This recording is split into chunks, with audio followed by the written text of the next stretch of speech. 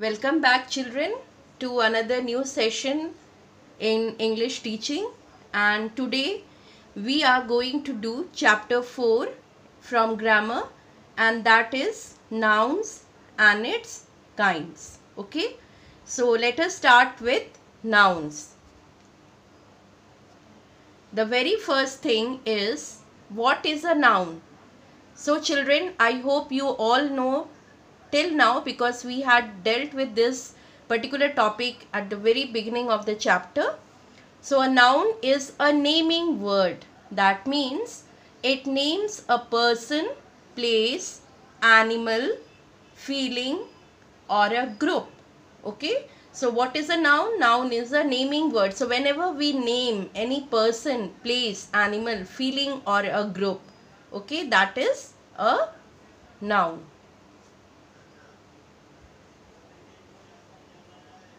Now here you can see few examples on noun have been given.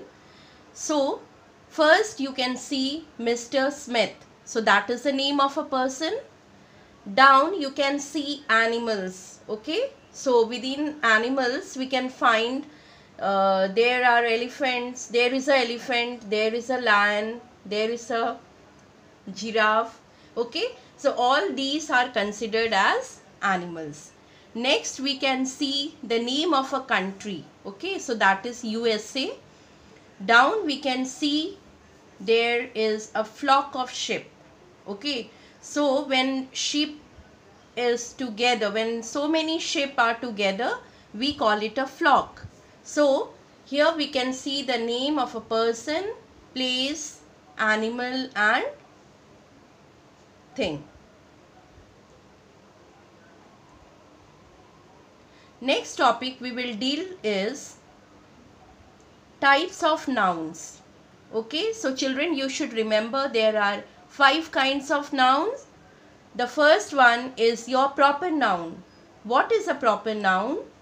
A proper noun is a noun used for individual person. Individual person means for a particular person or a particular place or animal or thing. That means when we name any person, place, animal or thing, we call it a proper noun. And always remember, the proper noun begins with a capital letter. The very first word is Abraham. Abraham is what? That is the name of a person starting with a capital letter. Then Mumbai, that is the name of a place. Yonex and Racket, those are the names of the brand company of things. Okay. So that is a proper noun. So we have named it. So we call it a proper noun. Now next is your common noun. What is a common noun? Common names of person, place, animal or thing. That means when we say suppose a girl, we mean common, means we are not giving any particular or special name to it, right? So it will be a common noun. Then we have a boy, that means common to all. Then we have a park, that is common to all, means all the parks I refer to. Shape, knife. So when we call it in common, that is a common noun. The next type of noun is collective noun. What is a collective noun?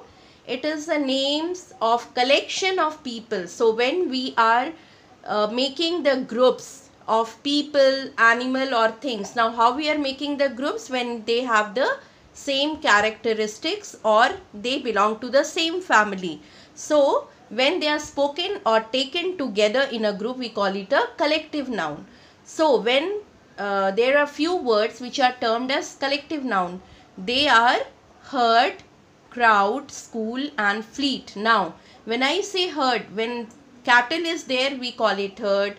Crowd is what? Crowd is maybe crowd of people. Then school may be referred to like a group of fish. Fleet, ships are there, so we can refer to as fleet. So these are collective noun. Next noun is abstract noun. What is an abstract noun? An abstract noun is a noun that we cannot touch, see, hear, smell or taste. Okay. so only we can feel it. That means we are unable to see it. Those are invisible traits or feelings which we can only feel, we cannot see or touch. Like for example, we have the loyalty. Suppose if I say that person is having such a great deal of loyalty, it doesn't mean we are able to see, but we can feel that that person is so much of full of loyal. Then sincerity, wisdom. If I say okay, we human being have got lot of wisdom. Now wisdom we cannot see or touch, okay, we can only feel. Then we have the knowledge. Like if I say you have got adequate knowledge on this topic. Now can we see knowledge? No, but we can feel it. So such feelings which only we can feel but cannot see or touch is called an abstract noun.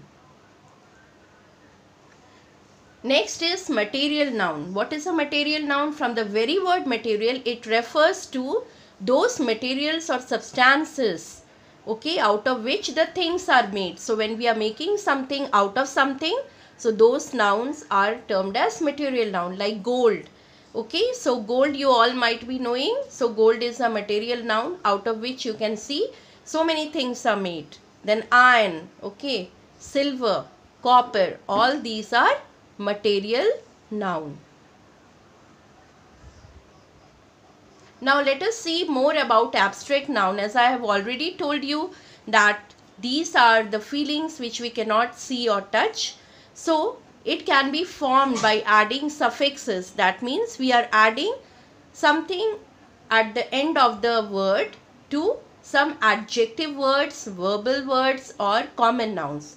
Like the very first one is ness. That means we are adding to the word the ness word to make it abstract word.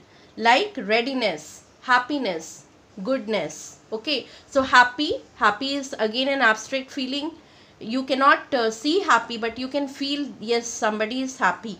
Then good, ready. So from these words ness has been added and made the abstract noun. Then ity we are adding at the end. From real we have formed reality. Responsible we have made it responsibility. From probable we have made it probability. Now ship, ship, we have from friend we have made friendship. Relation we have made relationship. Author we have made authorship. Hood, boyhood. Child, childhood. Neighbor, neighborhood.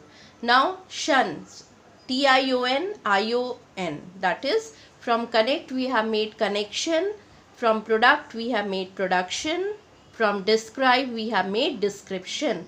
Now sion we are adding. To admit it has become admission. To decide it has become decision. Explode it has become explosion. Last one is payment. From pay we have made it payment. From enjoy, enjoyment. Appoint, appointment. So whenever you are being given certain words which may be either adjective, verbs or common nouns, if you are being asked to make an abstract noun from the suffixes or the suffixes given, you will make like this. So children, today I hope you all have learnt about noun and its kinds. So we have a noun with its 5 kinds, that is proper noun, common noun, collective noun, abstract noun. Okay, so these are certain nouns which you will revise and properly go through the examples, okay, so that you will have a clear understanding. So your homework is to revise the chapter along with the examples, and also you are advisable that whenever you are writing in the copy the definitions, please write down the examples which are given in the book so that you will be more clear with the concept.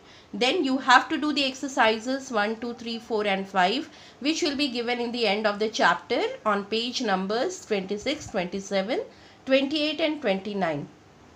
You are supposed to do in copy with pen, and the same you can do in book. So it is advisable that first do in book, okay, with the pencil, so that I can send you the right answers. You can cross check over there, you can do the corrections over there, and after it is okay, then only you note down in the copy. So till then, Goodbye.